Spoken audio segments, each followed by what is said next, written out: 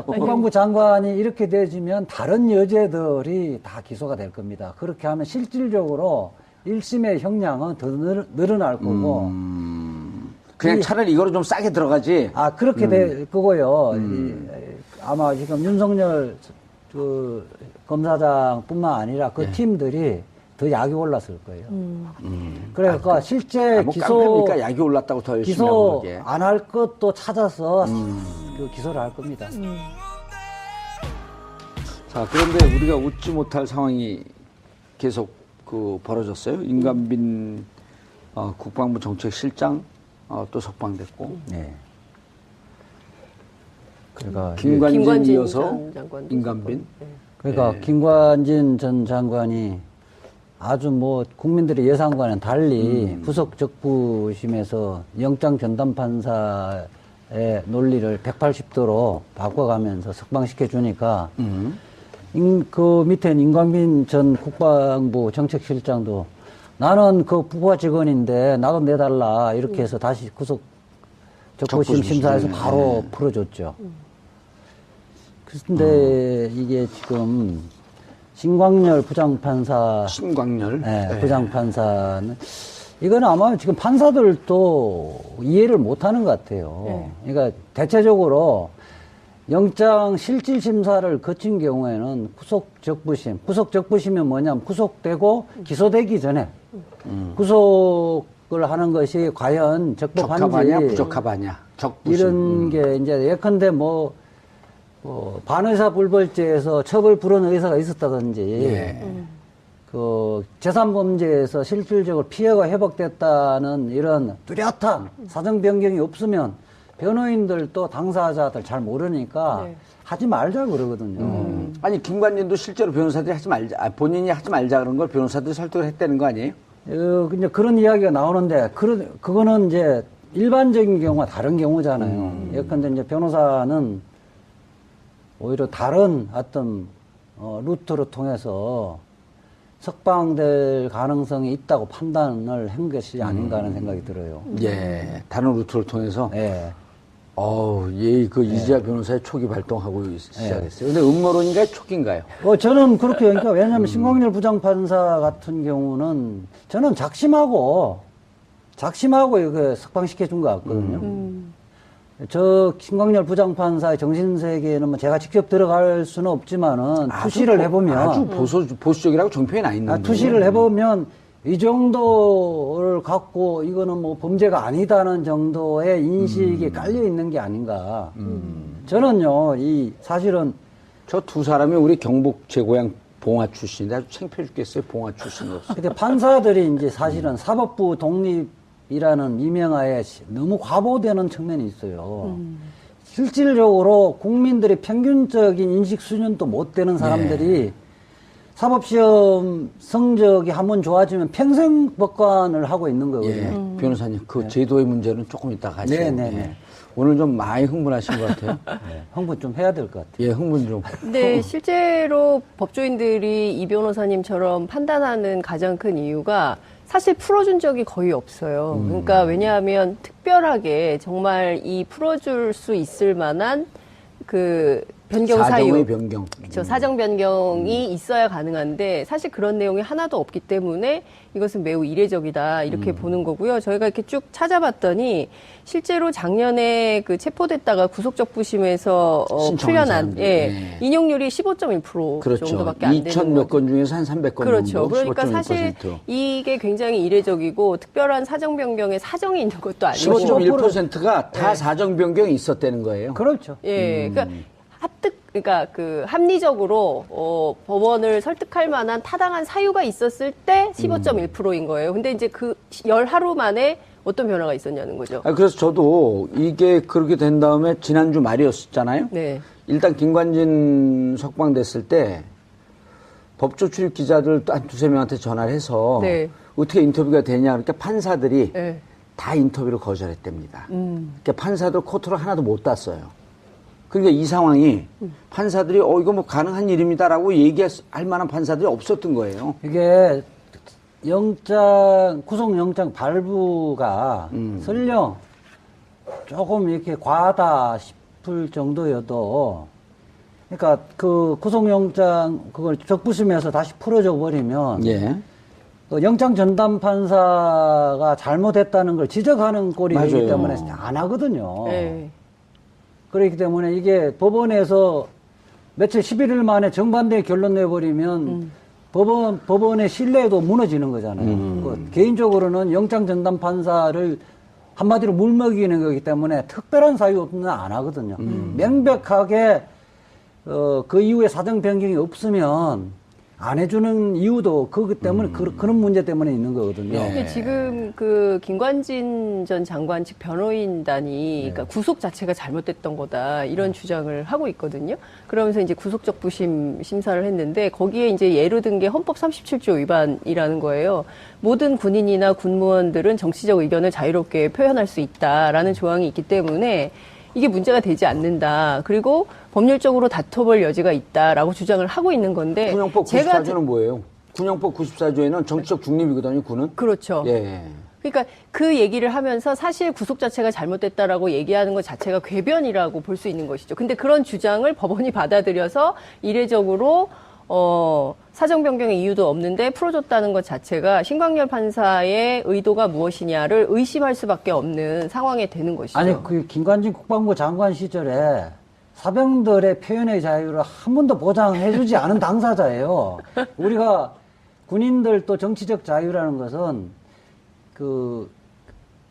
퇴근 이후라든지 네. 아니면 거기에서 그러니까 개인적으로 정치적 자유를 이야기하는 것이지 직위를 이용해서 정치적 관여까지 자유라고 하면 이거는 헌법에서도 그 부분까지 보장해 주는 건 아니거든요. 그러니까 실제로 군형법 94조와 관련해서도 위헌 소지가 있다고 보는 거예요. 김관진 전 장관의 변호사 아니 그렇게 측은. 하려면 그러니까 이런 본인 거죠. 스스로도 예. 장관 시절이라든지 장교 시절에 보장을 그렇게, 했어야 됐다. 그래 사병들 보장을 해줘야 되는데 철저하게 예. 봉사한 사람이 지금 이야기를 하면 마치 지금 새누리당 내로남불.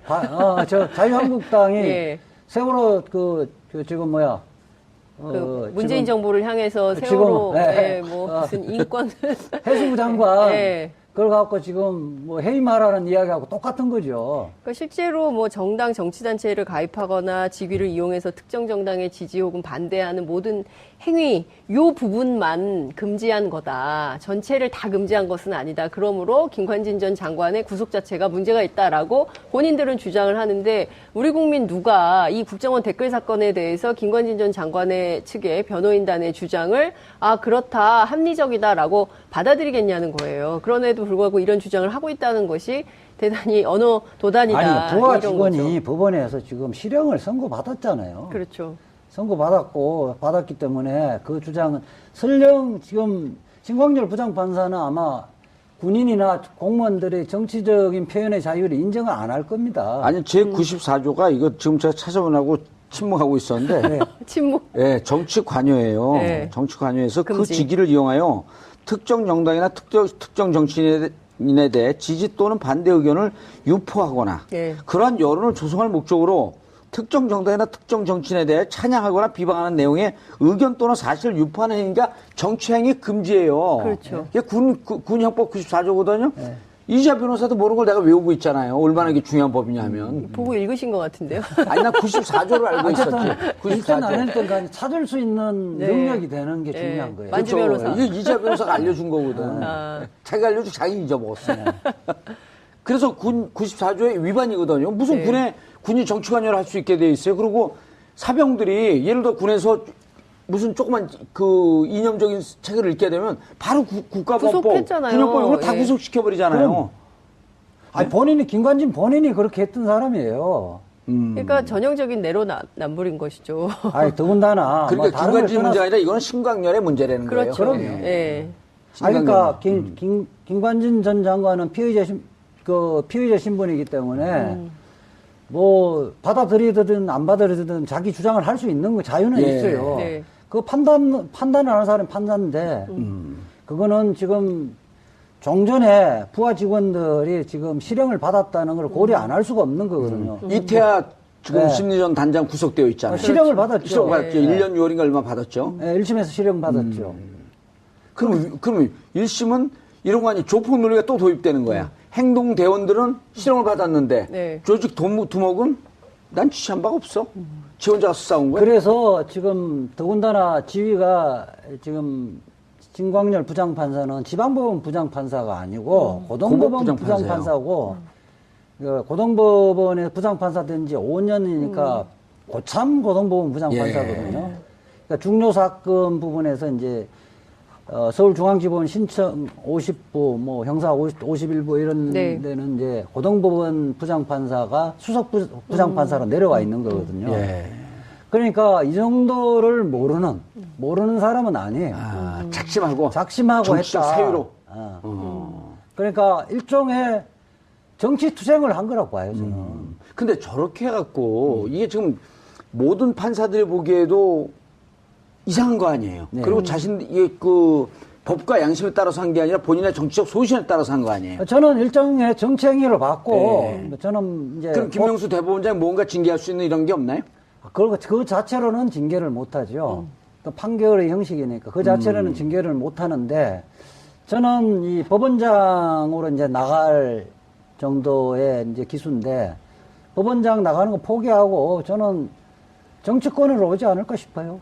이미 이제 법원에서 그 생활을 각오를 하고 작심 판결을 해서 한쪽의 정치적인 세력에 손을 들어준 거 아닌가 이렇게 생각 들어요. 그러면 지방자치 때 무슨 봉합운수나 이런 데로 나오는 건가요? 아니, 그 정도는 안 하고 적어도 국회의원이나 뭐 이렇게 중앙정치로 하겠죠. 진출을 하려고 한다. 뭐 그런 이런 의도가 말씀. 있다. 네. 아, 저는 그렇게 근데 이렇게 보여진다. 이런 건 허위사실 유포는 아닌 그 거죠? 의견이죠. 근데 실제로 아, 이름도 좀 특이해요. 그런데요, 이렇게. 저는 사건이 너무 많아가지고. 이런 게 저는 뭐 MB 구속시키는데 또는 기소를 하는데 걸림돌이 되고 못하는 게 아니냐 우려하는데 저는 그렇지 않다고 봅니다. 아, 최강 변호사도 그렇지 않다고 보더라고요. 저는 지난번에 원세훈 국정원장이 대법원에서 사실 무죄 취지를 파기하면서 원래 3년 받을 거 4년 받았잖아요. 예. 그 다음에, 저거 누구지? 국정원 그뿐만 아니라 그 이후에 이제 확정되었으면 다른 걸로 처벌받기 어려운데 정권 교체되진 이후에 블랙리스트, 화이트리스트에서 너무 많이 나왔어요, MB권은. 이제 그다음에 지금 원세훈은 앞으로 기소될 게 메타스가 나온 거 아니야 지금? 메타스가? 네, 메타스가 나온 거죠. 예. 그럼 저는 지금 김관진 국정원장, 김관진 국방부 장관. 국방부 장관, 좀 껴서 얘기 좀 해줘요. 딴청하지 말고. 국방부 장관이 이렇게 되지면 다른 여죄들이 다 기소가 될 겁니다. 그렇게 하면 실질적으로 1심의 형량은 더 늘어날 거고. 그냥 차라리 이거로 좀 싸게 들어가지. 그렇게 될 거고요. 아마 지금 윤석열 검사장뿐만 아니라 그 팀들이 더 약이 올랐을 거예요. 그러니까 실제 깡패니까 약이 올랐다고 더 열심히 하고 기소 안 할 것도 찾아서 그 기소를 할 겁니다. 그리고 MB는 그에 대한 그 수사 및 기소는 다소 뭐 보름이나 한 달 정도 늦어질 수는 있지만은 처벌하는 데는 큰 지장이 없다. 아주 보수적이라고 정표에 나 있는 투시를 해보면 이 정도를 갖고 이거는 뭐 범죄가 아니다는 정도의 인식이 깔려 있는 게 아닌가. 저는요, 사실은 저 두 사람이 우리 경북 제 고향 봉화 출신인데 아주 창피해 죽겠어요. 봉화 출신으로서. 근데 판사들이 이제 사실은 사법부 독립이라는 이명하에 너무 과보되는 측면이 있어요. 실질적으로 국민들의 평균적인 인식 수준도 못 되는 사람들이 사법시험 성적이 한번 좋아지면 평생 법관을 하고 있는 거거든요. 변호사님, 그 제도의 문제는 조금 이따가 하시고. 네. 오늘 좀 많이 흥분하신 것 같아요. 흥분 좀 해야 될 것 같아요. 예, 흥분 좀. 근데 실제로 법조인들이 이 변호사님처럼 판단하는 가장 큰 이유가 사실 풀어준 적이 거의 없어요. 그러니까 왜냐하면 특별하게 정말 이 풀어줄 수 있을 만한 실질적으로 피해가 회복됐다는 이런 뚜렷한 사정 변경이 없으면 변호인들도 당사자들 잘 모르니까 하지 말자 그러거든요. 아니, 김관진도 실제로 변호사들이 하지 말자, 본인이 하지 말자 그런 걸 변호사들이 설득을 했다는 거 아니에요?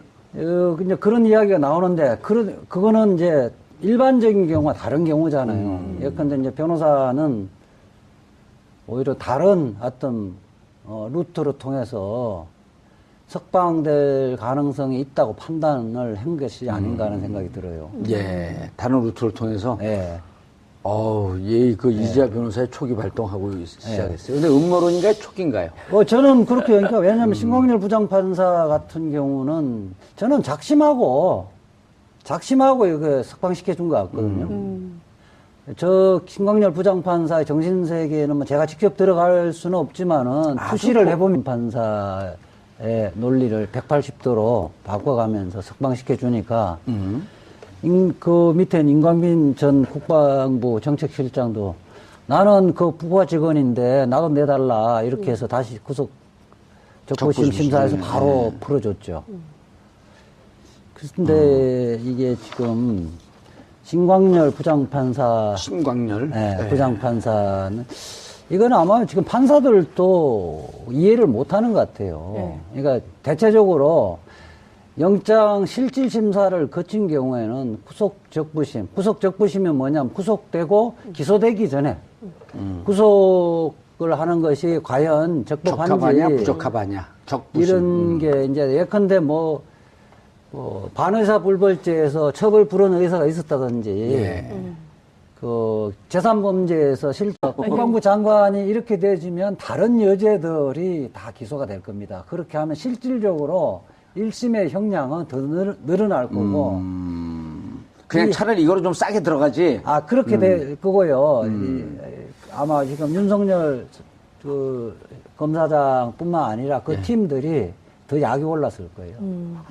그러니까 실제 깡패니까 약이 올랐다고 더 열심히 기소 하는 안 할 것도 찾아서 그 기소를 할 겁니다.